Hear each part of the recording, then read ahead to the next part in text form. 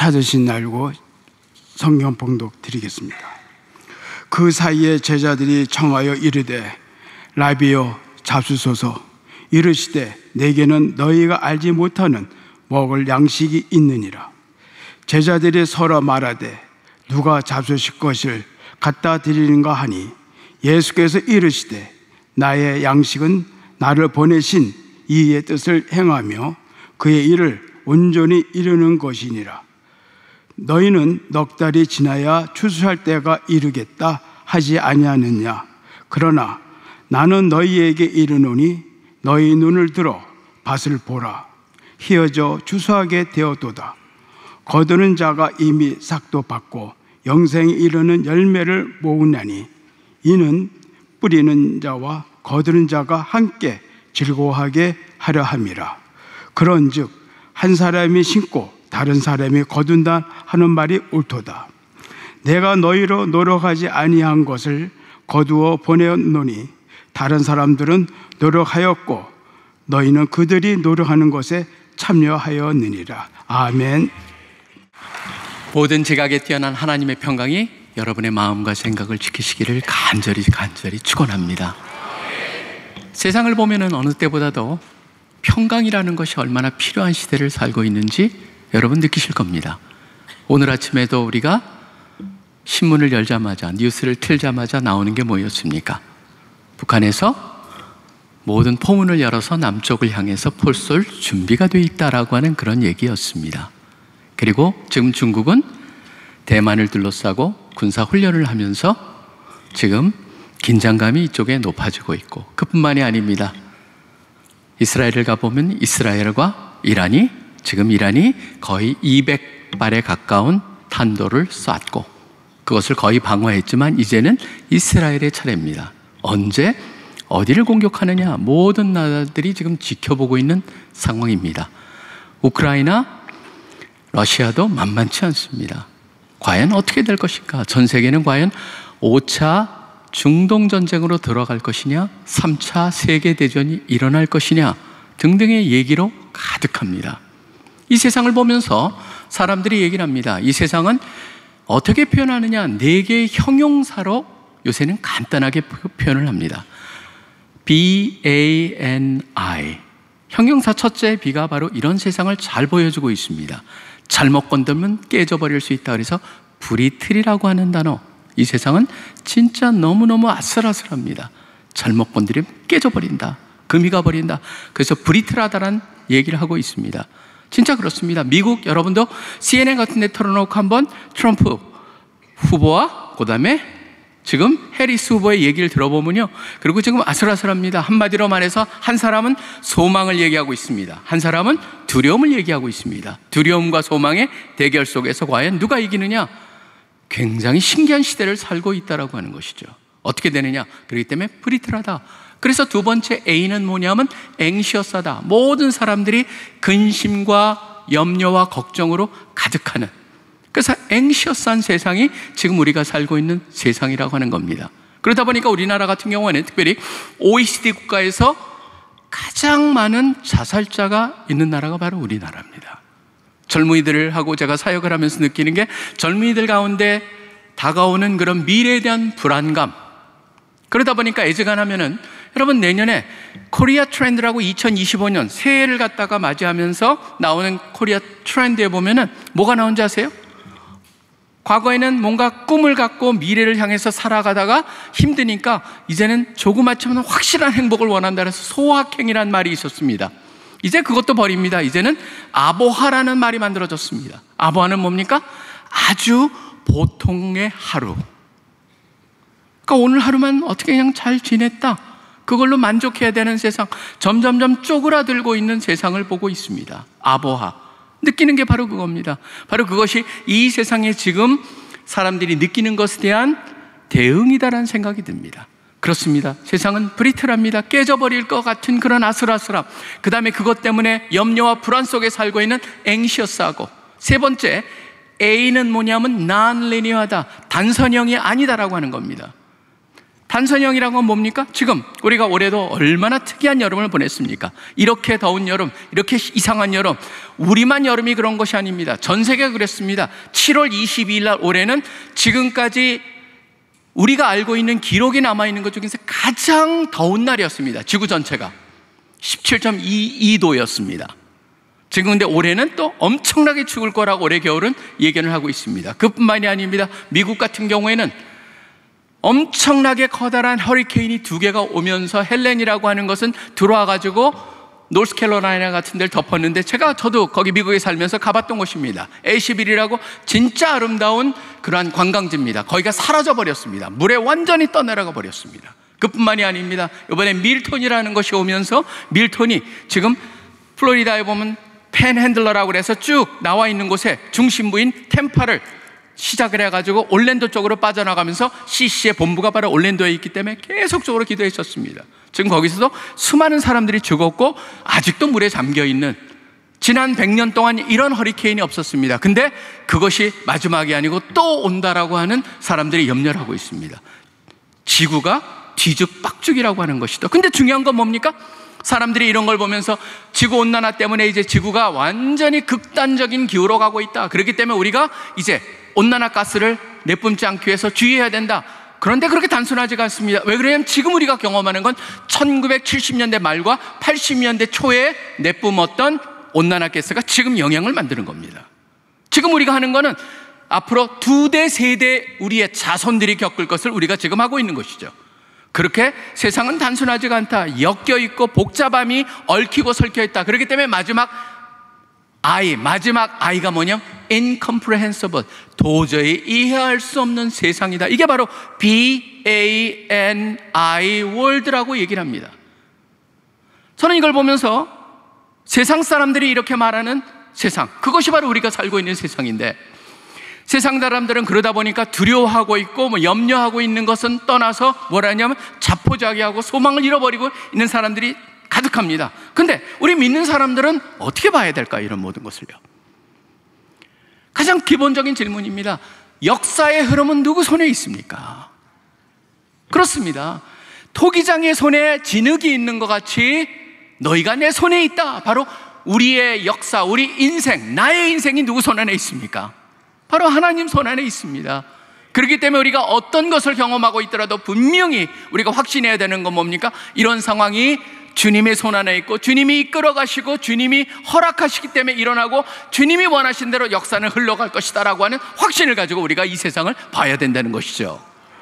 그렇기 때문에 저는 세상이 이럴수록 우리는 이런 질문을 던져야 됩니다. 이런 것을 허락하시는 주님께서는 왜 이런 일을 허락하실까? 이러한 어려움을 보면서 우리는 이러한 모든 것들을 어떻게 봐야 할 것인가? 더 나아가서 그러면 그것을 그렇게 본다면 나의 역할, 내가 행해야 될 것은 무엇인가? 이 3가지 질문을 가지고 이 세상을 보면서 답을 찾아가야 된다는 게 바로 믿는 사람이냐 아니냐는 사람의 차이라고 하는 것이죠. 오늘 말씀을 한번 보길 원합니다. 오늘 말씀을 보면 이 3가지에 대한 답이 나옵니다. 첫째, 요한복음 4장을 보시면 요한복음 4장은 굉장히 특이하게 시작을 합니다. 여러분이 잘 아시는 장입니다. 왜냐하면 요한복음 4장에 보면은 사마리아 여인을 만나는 그 장면이 나오잖아요. 근데 4장 4절의 시작을 어떻게 하는지 보시기 바랍니다. 이렇게 시작을 합니다. 사마리아를 통과해야 하겠는지라. 그리고 그 앞에 바로 보면 유대를 떠나서 갈릴리로 가실 때, 여러분이 지도를 펴놓고 보면 갈릴리가 있습니다. 그 밑에 사마리아가 있습니다. 유대가 있습니다. 유대에 계시다가 갈릴리로 가려면 당연히 사마리아 통과해야 되겠지라고 본다면 이건 오산입니다. 왜냐하면 유대인들은 사마리아 사람들하고 상종을 하지 않았습니다. 그렇기 때문에 글로 지나가지 않습니다. 근데 예수님께서는 유대에서 갈릴리로 가실 때 바로 유대인들이 일반적으로 택하는 요단강 쪽으로 돌아서 올라가지 않고 그냥 사마리아를 통과하시기로 결정하십니다. 왜 그랬을까요? 라는 질문입니다. 여기서 누구를 만나냐면 바로 인생의 막장을 겪고 있고 막장의 삶을 살고 있는 사마리아 여인을 만나는 것입니다. 사마리아 여인이 얼마나 막장이었습니까? 나중에 설명이 나오지 않습니까? 남편이 5이나 있었고 지금 있는 남자는, 같이 사는 남자는 남편도 아니다라고 얘기를 하고 있습니다.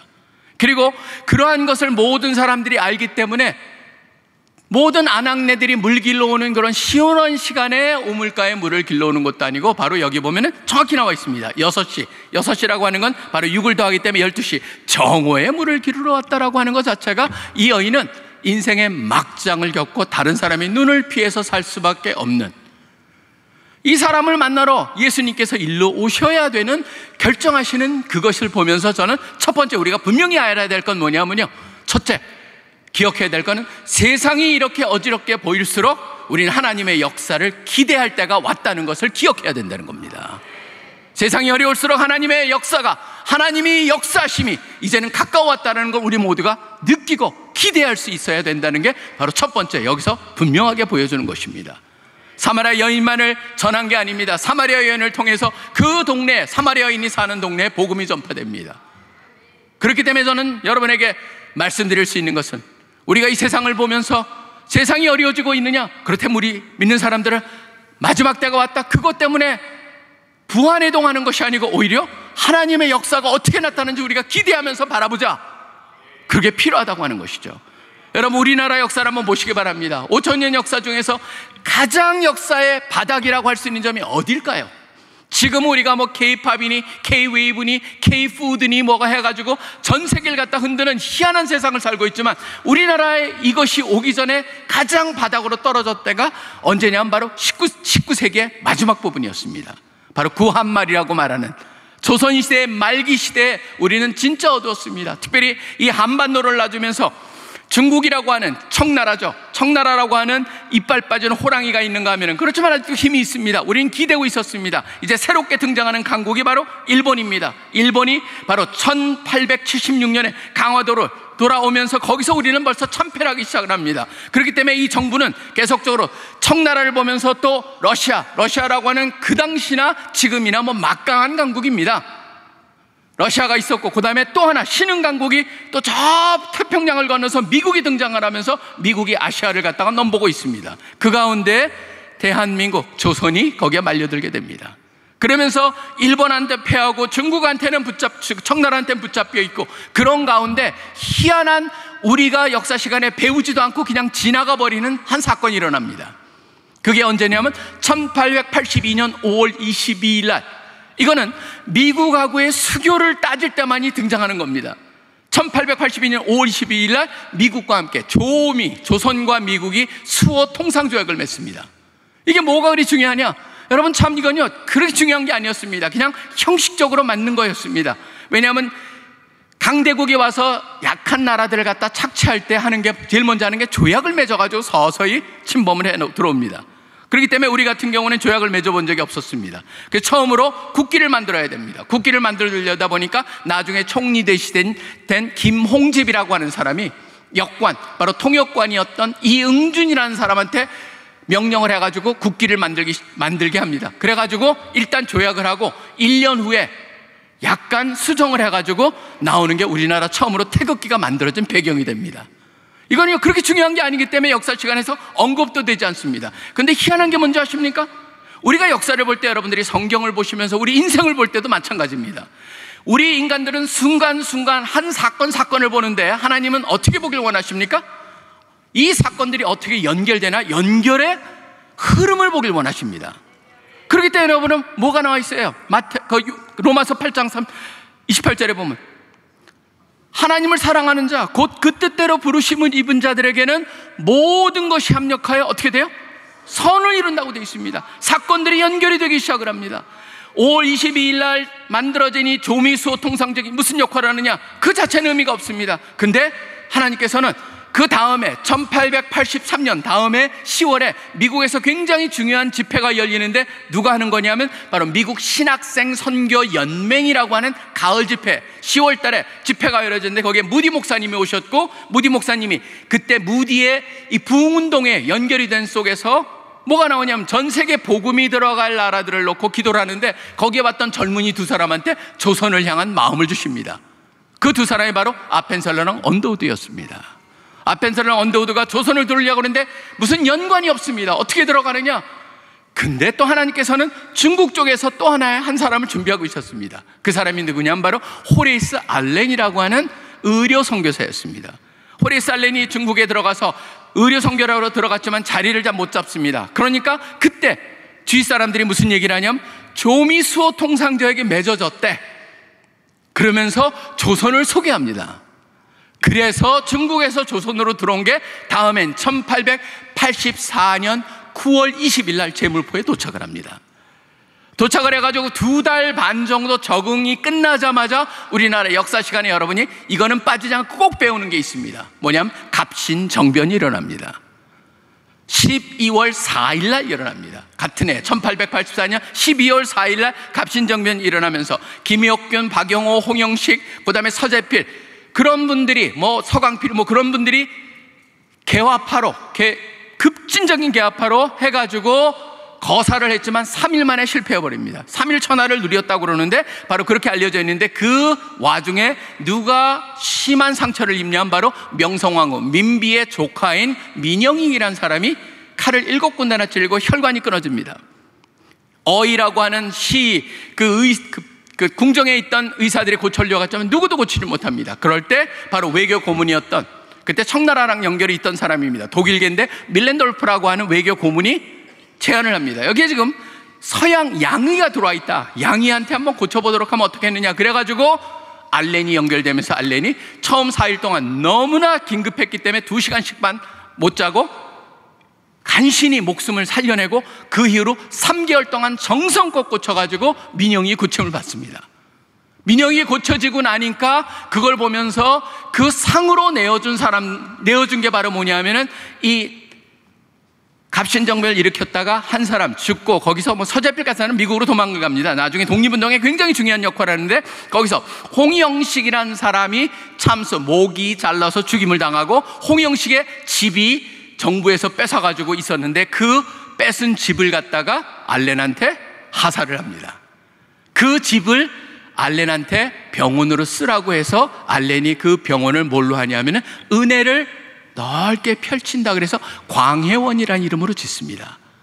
그러다가 고정이 광해원보다는 이름을 바꿔라 그래서 제중원으로 바꾸고 제중원이 그 일을 알고 나서 아펜셀러랑 언더우더가 그거에 도움을 받아가지고 제물포에 1885년 4월 5일 부활주일날 복음을 들고 도착을 하게 된 겁니다. 들어와가지고 바로 그 제중원에서 연결을 돼가지고 언더우드는 계속적으로 거기서 있었고 아펜셀러는 거기다 맨 처음에 들어왔다가 밖으로 나가서 교육사업을 많이 했습니다. 그러다 보니까 우리나라에 이것저것 가보면 교회마다 아펜셀러랑 언더우드의 이름이 이것저것에 붙어있는 게 너무나 당연합니다. 근데 쫓아가 보면 그게 어디랑 연결이 돼 있어요? 바로 조미수호 통상조약이라는 어떻게 보면 아무것도 아닌 사건하고 다 긴밀히 연결되어 있다는 겁니다. 여러분 저는 이걸 통해서 분명히 제가 확신하는 게 있습니다. 뭐냐면 이 세상이 어려워질 때 하나님께서 가만 놔두지 않습니다. 특별히 우리 민족은 가만 놔두지 않으실 거라고 저는 믿습니다. 왜냐하면 우리 가운데 어떤 상황 속에서 복음이 왔으며 그 복음이 들어와가지고 우리나라를 바꾸고 준비했기 때문에 여러분 1907년에 평양 대붕이 일어났고 그것이 있었기 때문에 일제 36년도 우리가 이겨낼 수가 있었고 이제는 이겨냈을 뿐만 아니라 이제는 바로 우리를 갖다가 점령했었다고 하는 일본보다도 얼마 전에 국민 총생산 1인당 그것도 일본을 초과했다라는 얘기까지는 그럼 중요한 게 아닙니다만은 저는 뭐가 우리한테 무슨 얘기를 하나님께서 주시냐면 바로 격려를 받고 너희를 향한 놀라운 뜻을 가지고 있다라는 것을 보여주고 계신다라고 저는 믿습니다. 여러분 보시면은 C.S. 루이스가 유명한 말을 합니다. 많은 사람들이 여러분의 삶 속에서도 마찬가지입니다. 지금 어려운 분이 혹시라도 힘든 일을 당하고 계시는 분이 있다면은 C.S. 루이스가 이런 말을 합니다. 하나님께서는 기쁨을 통해서는 속삭이시고 양심을 통해서는 말씀하시고 고통을 통해서는 외치신다라고 하는 얘기가 나옵니다. 혹시라도 여러분 가운데 지금 너무 힘들어 그러면 바로 하나님께서 여러분한테 무슨 얘기를 하고 계시는 거예요? 나에게 와라. 내가 너랑 더 가깝게 하고 싶다. 바로 그것을 통해서 오히려 힘듦을 통해서 하나님이 우리랑 함께 하신다는 걸 보여주실 가능성이 있다라고 저는 믿습니다. 이 세상을 보면서도 세상이 어렵습니다. 그러면 뭐 하는 겁니까? 바로 C.S. 루이스가 더 나가서 이런 말을 합니다. 고통은 뭐냐? 귀먹은 세상을 향한 하나님의 메가폰이다라고 하는 겁니다. 하나님이 세상을 사랑하시고 놀라운 계획을 가지고 계시고 바로 세상을 위해서, 세상의 죄를 위해서 예수 그리스도를 주기까지 사랑한 그러한 하나님이라고 하는 것을 분명히 보여주고 계신다. 그렇기 때문에 저는 세상이 어지러울수록, 세상이 더 어려워질수록 그때 우리는 하나님의 역사를 어느 때보다도 더 열심히 기대하며 바라보아야 한다는 것입니다. 그 다음에 두 번째입니다. 그럼 이것을 어떻게 봐야 될까요? 하나님이 보여주시는 대로 매사를 우리는 볼 수 있어야 합니다. 자, 4장 보면은 오늘 봉독한 말씀 중에 나옵니다. 35절에 보면 이런 말씀이 나옵니다. 너희는 넉 달이 지나야 추수할 때가 이르겠다 하지 아니하느냐. 그러나 난 너희에게 이르노니 너희 눈을 들어 밭을 보라, 희어져 추수하게 되었도다. 무슨 말일까요? 여러분, 넉 달이라고 하는 건 파종을 해가지고 수확을 하는데 걸리는 게 평균 넉 달이 걸립니다. 근데 예수님께서는 지금 막 씨를 뿌린 것 같은데 벌써 추수를 보고 계십니다. 여러분, 여기 보면 굉장히 많은 뜻을 우리가 생각해 볼 수가 있을 것입니다. 뭐냐면 하나님께서 심어놨기 때문에 이미 심는 예수 그리스도라는 씨앗이 이 세상에 심겨졌고 복음이 심겨졌기 때문에 이제는 궁극적으로 추수할 때가 온다, 추수가 이어진다, 모든 씨는 살아있다라고 하는 걸 보여주실 수도 있습니다. 더 나아가서 우리 모두는 어떤 사람한테는 씨 뿌리는 자일 수 있고 어떤 사람은 거두는 자일 수 있다라고 하는 그런 말씀도 여기서 우리가 찾아볼 수가 있습니다. 근데 중요한 건 뭐냐면 바로 저는 우리가 보기에는 아무것도 일어나지 않았는데 하나님은 뭔가를 보고 계신다라고 하는 거죠. 그거는 여러분들이 잘 생각하실 게 있습니다. 우리 믿는 사람들도 어느 순간 이 세상을 살아오면서 이 세상의 영향 속에, 문화 속에, 이 세상의 교육 속에, 이 세상이 갖고 있는 가치관 속에 우리가 물들어져 버립니다. 그러다 보니까 보이는 게 전부인 양 살아갑니다. 여러분, 잘 기억해 보시기 바랍니다. 자, 우리가 보이는 걸 갖다가 한다는 건 여러분의 삶을 돌아보면은 내가 맞아 보이는 거를 중심으로 살아왔구나라는 걸 금방 알 수가 있습니다. 제가 뭐 일일이 나열하지는 않겠습니다. 그렇지만 여러분이 한번 생각해 보십시오. 보이는 게 전부인 양 살아갑니다. 근데 잘 기억해 보십시오. 전부를 여러분이 다 볼 수 있습니까? 아닙니다. 천체 물리학을 하는 사람한테 물어보십시오. 우리가 볼 수 있는 거는요, 실질적으로 존재하는 거에 5%를 보질 못합니다. 실질적으로 블랙홀 같은 거는요, 우리가 볼 수가 없습니다. 왜 그렇습니까? 블랙홀이라는 건 별이 죽어가면서 생기는 건데 우주에 보면 블랙홀이 천지거든요. 근데 그 블랙홀이 안 보이는 이유는 굉장히 간단합니다. 뭐냐면 빛까지도 블랙홀로 빨려 들어가기 때문에 보이지 않습니다. 그렇지만 존재하지 않는 겁니까? 아닙니다. 존재합니다. 자, 기억하셔야 될 거는 우리는 존재하는 모든 것을 볼 수 없는 존재일 뿐만 아니라 우리가 볼 수 있는 건 뭡니까? 우리가 관심을 가지고 있는 것밖에 보지 못한다는 겁니다. 그렇기 때문에 제가 여러분 다 보고 있는 것 같죠? 아니에요. 눈만 돌리고 있는 거예요. 제가 볼 수 있는 거는 저는 CCC 학생들 좀 보고 그런 거예요. 지금 제가 뭐예요? 관심 있는 것. 그렇기 때문에 유명한 말이 있습니다. 사람들은 사물을 있는 대로 보지 않는다. 보고 싶은 대로 보고 자기가 보길 원하는 대로 보는 겁니다. 그렇기 때문에 여러분들이 잘 생각하셔야 됩니다. 우리가 매사에 어떤 상황이 일어나 버립니다. 상황이 일어나면은 그 상황이 나를 갖다 이렇게 만들었다. 여러분, 그거 아닙니다. 어떤 상황이 나를 그렇게 느끼게 만든 게 아닙니다. 내가 그 상황을 그렇게 느끼게 반응한 것뿐입니다.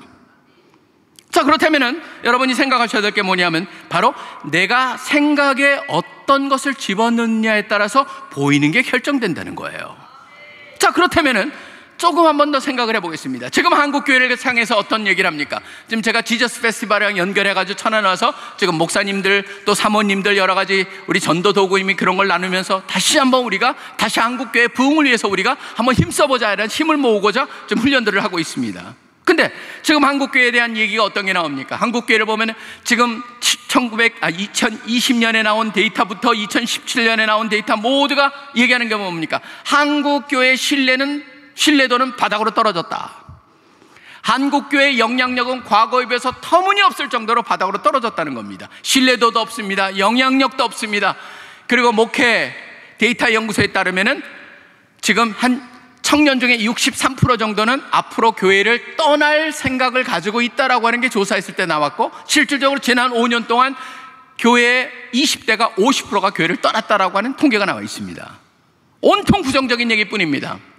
그러니까 그런 속에서 뭡니까? 교회가 이제 점점점 우리가 그렇게 어떻게 보면 우스갯소리로 조롱하듯이 말했던 서구 교회들을 닮아가는 게 아니라는 얘기가 이미 이곳저곳에서 나오기 시작하고 있습니다. 이런 속에서 전도가 될까? 전도가 안 돼. 사람들이 안 들어. 교회가 영향력이 없고 신뢰도도 없는데 되겠어? 라고 하는 패배의식 속으로 점점점 빠져들어가는 것을 봅니다. 이 속에서 하나님께서 저에게 말씀해 주신 게 있습니다. 뭐냐면 바로 이 역사를 통해서 내가 너희 민족에게 행했고 너희 민족에 기대하는 것이 있고, 바로 K-팝이니 K-웨이브가 너희를 그냥 높이기 위해서 주는 것이 아니고 너희를 통해서 마지막 때까지 복음을 전하는 거기에 쓰임을 받게 하기 위해서, 그것 때문에 허락한다는 것을 깨달음을 주시면서 저에게 다시 한번 이 어떻게 내가 매사를 보고 있느냐, 이런 얘기만 온통 듣고 있는데 그게 전부냐? 아니다라고 하는 것이죠. 그 눈을 갖다가 떼어서 긍정적인 모습을 보기 시작하니까 벌써 달라지기 시작을 하는 거예요. 제가 잠깐 한번 올해 여름 수련회 때 CCC의 여름 수련회 장면들을 짧게 편집을 해가지고 가져왔습니다. 한번 잠깐 보시고 제가 말씀을 연속적으로 하도록 하겠습니다. 부탁드립니다.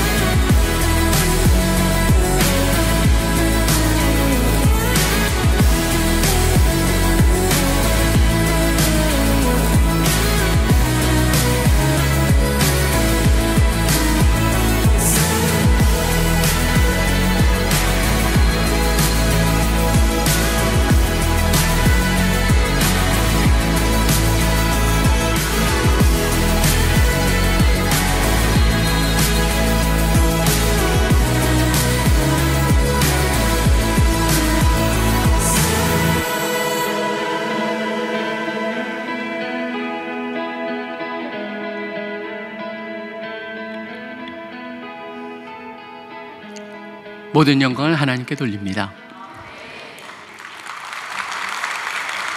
4박 5일 동안 진행된 여름 수련회에 만여 명의 학생들이 와서 그 중에 1000명 가까이는 예수님을 전혀 몰랐다가 이곳에 와서 그곳에서 예수님을 만나는, 더 놀라운 건 뭐냐면 지금 젊은 사람들이 선교에 관심이 없다? 아닙니다. 올해 CCC는 역사상 처음으로 단기 선교에 3000명 이상이 나갔었습니다. 처음입니다. 저는 오히려 이런 것을 보면서 우리는 너무나 부정적인 얘기만을 들어왔지 않는가? 그렇기 때문에 우리의 생각에는 부정적인 요소들만 들어가면서 부정적인 생각만 들어가기 때문에 모든 것이 부정적으로 보이는 그러한 것을 경험한 것이 아닌가 하는 질문을 던집니다.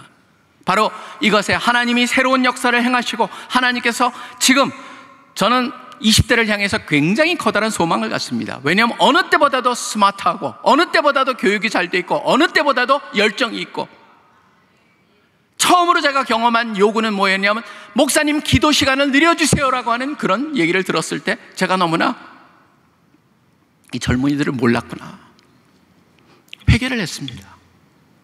저는 하나님께서 새로운 역사를 행하시고 계신다라고 믿습니다. 하나님이 이렇게 놔두지 않으실 거라고 생각을 합니다. 여러분, 중요한 게 뭔지 아십니까? 성경에서는 계속적으로 반복하는 게 있어요. 지금 세상에서도요, 긍정적인 사고의 중요성을 갖다 원형적 사고? 알죠? 럭키비키? 아마 젊은이들은 다 아는 얘기인데 어른들은 뭔 얘기야 그럴 수 있습니다. 장원영이라고 하는 그 자매가 던지는 말들이 비가 막 와요. 그럼 비가 오면은 에이 그래도 그냥 괜찮아, 그냥 좋은 거야, 이렇게 하지 않아요. 비가 오는구나. 그럼 내가 해야 될 거는 못하겠네. 그렇지만 가만히 있으면서 빗소리를 들으니까 좋네. 여러분 보시면요, 뭡니까? 아무리 부정적인 걸 경험하더라도 그 가운데 긍정적 요소를 찾아내고자 하는 그 마음이 너무 기가 막히다는 거예요. 저는 그걸 보면서도 이 젊은 세대들이 소망이 있구나. 여러분 보시면은 성경 속에서도 빌립보서 4장 8절에 그런 말씀을 하십니다. 사랑할 만한 것, 참된 것, 그런 것, 한마디로 뭡니까? 생각할 만한 가치가 있는 것들만을 생각하라는 것이죠. 그럴 때 바뀌기 시작합니다. 많은 사람들이 얘기합니다. 인생을 하나님 바꿔주십시오 라고 얘기를 하지만 인생이 바꿔지기 위해서는 시작할 것이 있습니다. 하나님의 말씀과 약속을 놓고 먼저 우리의 생각이 바뀌기 시작해야 됩니다. 생각이 바뀔 때만이 우리 가운데 역사서서 우리를 갖다가 변화시키실 하나님을 기대하면서 나에 대한 믿음이 생깁니다. 생각이 바뀔 때, 나에 대한 믿음이 생길 때, 할 수 있다라는 생각이 들 때 하나님이 도와주시기 때문에 미래를 향한 기대가 생기고, 기대가 있을 때만이 뭐가 바뀝니까? 태도가 바뀌는 거예요. 태도가 바뀔 때만이 행동이 바뀌고, 행동이 바뀔 때만이 실력이 바뀌고, 실력이 바뀔 때만이 드디어 인생이 바뀌는 겁니다. 근데 하나님을 향해서 하나님 인생을 바꿔주세요 그러면 하나님께서 우리한테 답을 주실 겁니다. 내 약속과 말씀에 근거해서 네 생각을 바꿔. 그러면 모든 게 바꿔지기 시작한다는 것이죠. 저는 그렇기 때문에 하나님이 보여주신 대로 매사를 보기 시작하라. 그건 뭐냐면 하나님의 약속을 갖다가 여러분의 생각의 그릇에 집어넣고 그걸로 가득 채우고 나서 한번 그 눈으로 매사를 보기 시작하라는 겁니다. 우리 인생이 지금 경험하고 있는 것도 마찬가지입니다. 이 세상에 100% 부정적인 사건은 없습니다. 하나님이 허락하신다면 거기에 긍정의 요소가 있고, 하나님이 허락하셨다면 거기에 깊은 뜻이 있을 수 있습니다. 그것을 찾아내는 게 바로 믿는 사람들과 믿지 않는 사람들의 차이라고 저는 생각을 합니다. 그렇기 때문에 하나님이 보여주신 대로 볼 수 있는 귀한 우리 천안에 있는 모든 성도님들 한 분 한 분 되시기를 간절히 축원합니다. 그 다음에 세 번째입니다. 세 번째는 뭐냐면은 바로 하나님의 역사에 동참하라고 하는 것입니다. 여기 보면은 이 말씀이 나옵니다. 36절 후반부에 보면은 이는 뿌리는 자와 거두는 자가 뭐라고 되어 있습니까? 함께 즐거워하게 하려 함이라라고 되어 있습니다. 여러분 이게 굉장히 여기를 한번 잘 기억해 두십시오. 함께 즐거워함. 자, 보겠습니다. 지난번에 2019년이죠. 2019년 6월 달쯤에 하버드 대학의 유명한 경영학 교수가 한국에 찾아옵니다. 왜 찾아온 줄 아십니까? 이유가 하나였습니다. 경영학 교수가, 하버드 경영대학원 교수가 한국을 찾아오면서 누굴 만나러 왔냐면은 왜 BTS가 그렇게 성공하느냐, 그거를 알아보러 한국에 옵니다. 그래서 그때만 해도 지금은 하이브라는 이름의 그 밑으로 들어갔지만 빅 히트 인터테인먼트라고 하는 그곳의 대표인 방시혁 씨를 만나서 인터뷰를 합니다. 어떻게 하다 BTS가 성공하게 됐습니까? 그랬더니 방시혁 씨가 얘기를 하는데 그걸 갖다가 다 조사해가지고 분석해가지고 이 사람이 페이퍼를 쓴 게 2020년에 6월 달에 발표가 됩니다. 그래서 하버드 대학교에서는 MBA 하는 사람, 경영학 석사하는 사람들은 그걸 읽는 페이퍼 하나가 거기 돼 있고, 여러분들도 하버드 대학교 경영대학원에 들어가셔서 한 8불 50만 내면은 그걸 다운로드 할 수 있습니다. 저도 거기서 그렇게 얻어가지고 한번 읽어봤습니다. 도대체 BTS의 성공 비결이 경영학적인 눈에서 뭐냐 그랬는데 이 사람이 기가 막히게 풀어나갑니다. 뭐냐면 BTS의 성공의 비결은 바로 뭐였냐면 여기에 있었다. 뭐냐면 이 사람들이 2011년에 방시혁 씨가 해봐도 방시혁 씨는 원래 우리나라에 보면 그 인터테인먼트 비즈니스는 3개 메이저가 있습니다. 3개 메이저가 다 죽고 있고, 그래서 그 밑에서 JYP라는 데서 일하던 사람이 방시혁이라는 사람이에요. 박진영이라는 사람. 밑에서 일하다가 거기서 자기가 사업을 하겠다고 나와가지고 2PM인가 하는 걸 빌려가지고도 운영을 해봤습니다. 근데 별로 돈을 못 벌어요. 그렇기 때문에 이거 아니지 않느냐 그러면서 갑자기 선언을 합니다. 우리가 하던 일을 중단하고 4가지 질문에 대한 답을 찾으면서 우리가 몇 개월 동안 세상 속으로 들어가서 답을 같이 찾아내자. 그래서 모든 직원들이 하던 일을 관두고 세상에 들어갑니다. 4가지 질문에 대한 답을 찾기 위해서. 4가지 질문이 뭔지 아십니까? 첫째는 What is an idol? 도대체 아이돌이 뭐야? 두 번째가 바로 뭐냐? What is the business we are in? 우리가 지금 하고 있는 이 비즈니스가 무슨 뭐하는 비즈니스야? 세 번째는 Who are the fans? 도대체 팬들은 어떤 사람들이 팬이야? 네 번째 What are their characteristics? 그들의 특성은 뭐야? 4가지가 뭡니까? 결국 나에 대한 것, 내가 하는 것에 대한 것, 내가 하는 대상에 대한 그것을 갖다가 찾기 위해서 수개월을 돌아다니다가 돌아와서 3일 동안 워크숍을 합니다. 워크숍이 끝나고 나서 바로 방시혁 씨가 한 말을 갖다가 이 애니타 엘버스라고 하는 교수가 자기 영어 논문에다가 거기다 한마디로 한국말을 그대로 풀러 썼습니다. 뭐라고 썼는지 아세요? 신받다. 신받다의 핵심이 뭔지 아십니까? 바로 어느 때보다도 이 시대는 하이퍼 커넥티드 됐다. 초연결 사회를 갖다 사람들이 살고 있다. 그런데 과거의 어느 때보다도 아이러니컬하게 역설적으로 모든 사람이 굉장히 외롭게 느낀다라는 겁니다. 그렇기 때문에 그 외로움을 자기네는 3가지로 합니다. 돕겠다, help.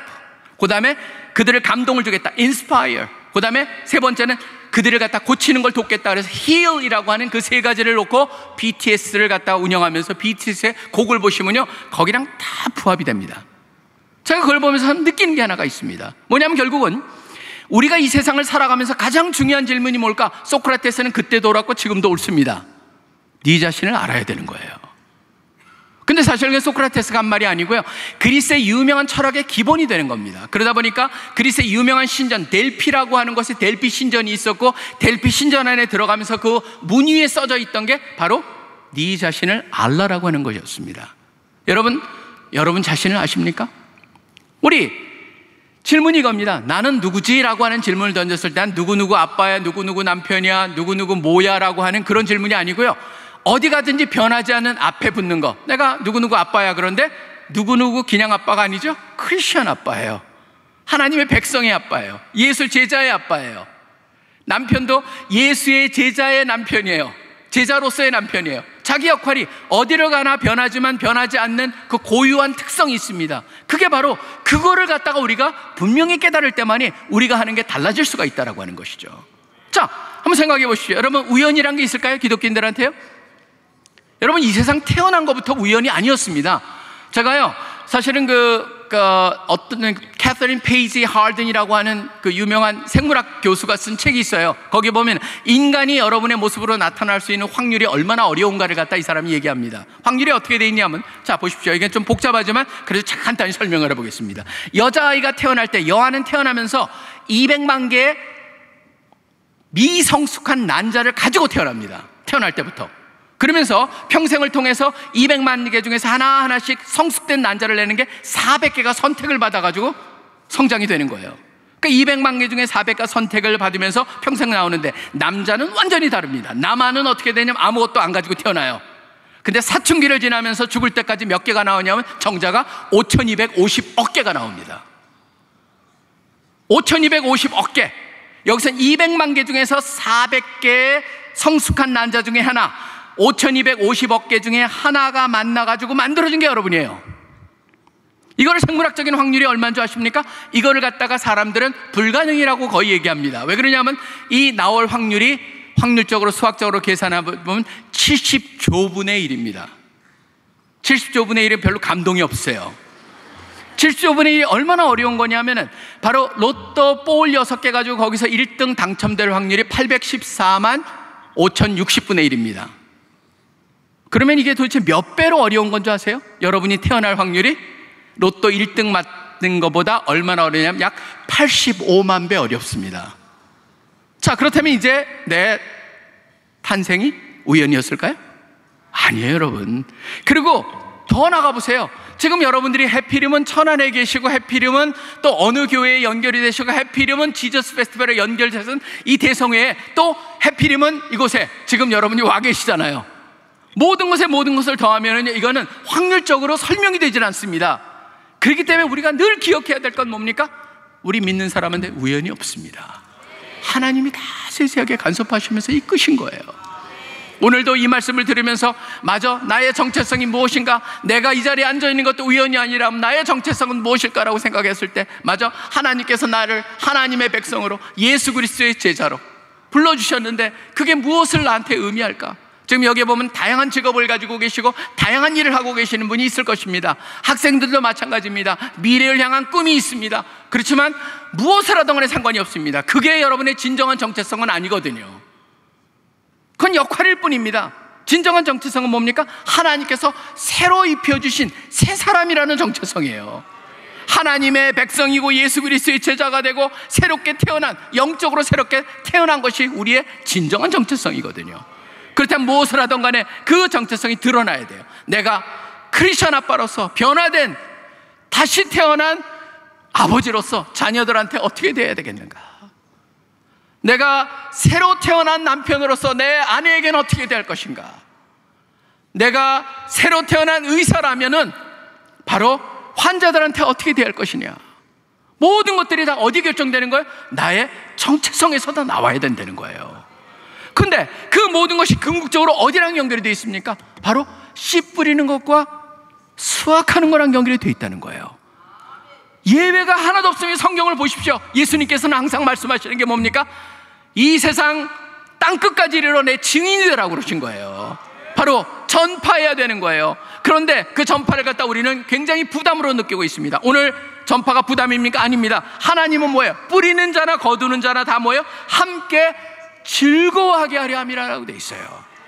우리는 즐거워한다라고 이 단어를 보면 헬라어는요 카이로라고 하는 단어인데, 이 단어는요 다른 데는 다르게 번역이 돼 있어요. 우리 성경에 뭐라면 기쁘게라고, 기쁘다, 항상 기뻐하라도 같은 단어입니다. 빌립보서에서도 보면 사도 바울이 옥에 갇혀 있지만 나로 인해서 복음이 전파된다면 그걸 인해서 기쁘고 또한 기뻐한다라고, 기뻐한다는 단어가 다 같은 단어입니다. 뭐냐 하나님이 우리한테 원하시는 건 뭐예요? 우리를 기뻐하길 원하시는 거예요. 기뻐하게 만드는 거예요. 근데 우리는 늘 전도라고 하는 게 부담이 되어 있습니다. 복음을 나누는 것 자체가 부담입니다. 기독교인이라는 것도 요새는 숨고자 하는 그런 분위기까지도 있습니다. 참 안타깝습니다. 다시 한번 우리가 깨어날 때라고 하는 것이죠. 여러분, 마태복음 6장 33절에 보면 이런 말씀이 나옵니다. 먼저 그의 나라와 그의 일을 구하라. 그리하면 이 모든 것을 너희에게 더하시리라. 이게 좀 번역이 잘못된 거예요.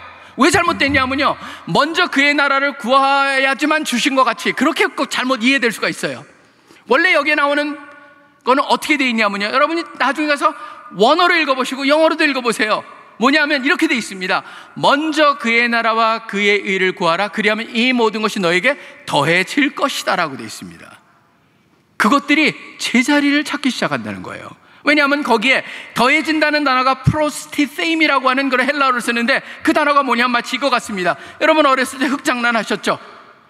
자석 가지고 이렇게 흙에다 문대보세요. 그럼 어떤 일을 합니까? 자석에 철이 잔뜩 붙어 나와요. 쇳가루들이.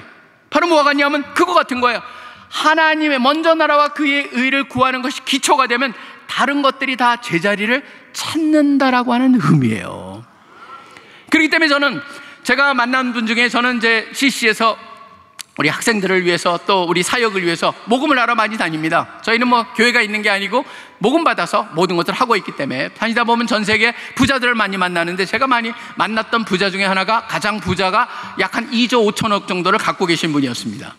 2조 5천억 정도를 갖고 계신 분한테 제가 가가지고 사실 그런 거를 물어봤었어요. 어떻게 하다가 지금 그런 투자 쪽으로 가시게 됐어요? 그랬더니 이분이 간증을 하시는데 이렇게 간증을 하세요. 나는 원래 굉장히 투자라고 돈 하고 싶은데 교회 가면 굉장히 부담스러웠다. 왜냐하면 교회 가면은 늘 돈을 중하게 여기지 마라 뭐 그런 얘기를 많이 하는데, 자기는 돈을 갖다가 관심이 없고 돈을 중하게 여기지 않은 사람이 어떻게 투자해가지고 돈을 벌겠냐. 근데 어느 날 하나님께 깨달음을 주시더래요. 돈은 중요하게 여겨라. 그런데 하나님을 더 중요하게 여겨라. 이런 간단한 원리를 하나 생각하는 순간 자기가 하는 모든 직업과 하는 것에 대해서 다른 눈으로 보게 되면서 이분은 과감한 투자를 합니다. 과감한 투자를, 특별히 하나님이 이걸 기뻐하시는 사업 같다 그러면 거기다 엄청난 투자를 하는데, 그것 때문에 링크드인이라고 하는 그런 앱을 갖다가 이분이 프로그램을 거기에 투자를 하셔가지고, 그 링크드인이라고 하는 것 때문에 이분이 버신 돈이 약 1조 원 가까이를 버세요. 근데 제가 그걸 들으면서 깜짝 놀랐어요. 그러면서 무슨 질문을 던졌냐면 이런 질문을 던졌었습니다. 장로님, 그런데 혹시라도 그런 엄청난 투자를 하다가 하이 리스크 하이 리턴이 아니고 굉장히 하이 리스크 했다가 망하면 어떡합니까? 그때는 이분이 딱 이렇게 얘기하세요. 목사님, 걱정하지 마세요. 저는 그런 거 두려워하지 않아요. 다 잃어버릴지라도 제 기초가 되는 예수님이 계시잖아요. 저는 그래서 은혜를 받았지만 속으로는 아마 이 사람은 이런 게 일어나지 않았기 때문에 이런 말씀할 수 있는 게 아닐까. 솔직히 목사로서 그런 회의보다는 그런 생각이 스쳐갔어요. 근데 실질적으로 이분한테 그런 일이 일어났습니다.